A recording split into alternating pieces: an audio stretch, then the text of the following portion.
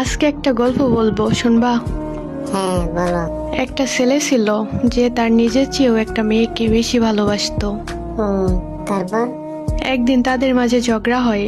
ঝগড়াটা ছোট ছিল, কিন্তু নীরবতাটা ভয়ঙ্কর। বেশি ভালোবাসা মনে হয় ক্ষতি করে, তাই না? হ্যাঁ করে, যখন মানুষটা চুপ হয়ে যায়। তখন ছেলেটা কি করলো? সে বুঝে গেছিল ভুলটা তারই। তারপর কি হলো? রাত 12টায় প্রথম মেসেজ পাঠাই, সরি আমার ভুল হয়েছে।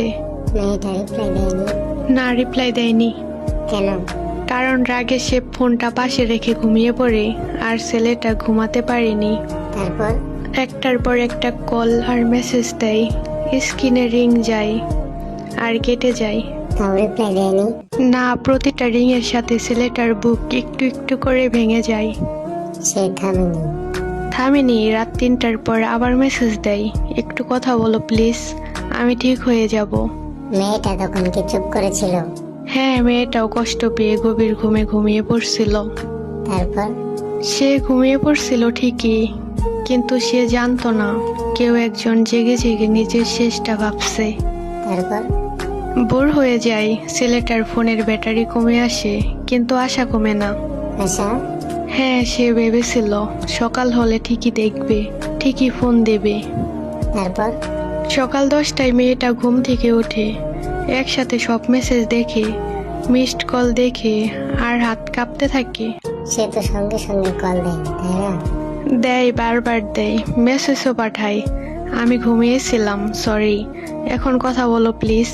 ফোন ধরেনি? না, কারণ তখন ফোনটা বেজে উঠছিল নিঃশব্দ করে। কেন? কারণ সেখানে ভালোবাসাটা দেরিতে পৌঁছেছিল। মানে ঠিক করে বলো। মানে ততক্ষণে ছেলেটার নিথর দেহ ফ্যানের সাথে ঝুলছিল। একটা ছোট রাগ, একটা না দেওয়া রিপ্লাই, সবকিছু কেড়ে নেয়। এই গল্পটা তুমি আমাকে কেন বলছো? কারণ গল্পটা শুধু গল্প না, এটা একটা সতর্কবার্তা। কিসের? সময় থাকতে কদর করার, রাগের মাঝেও কথা বলার, কারণ কিছু দেরি আর কখনো পূরণ হয় না। ইস, একটা কল যদি। হ্যাঁ, একটা কল, একটা মেসেজ, হ্যাঁ আমি আছি, এতে হয়তো বা পুরো গল্পটাই বদলে যেত। ঠিক বলছো।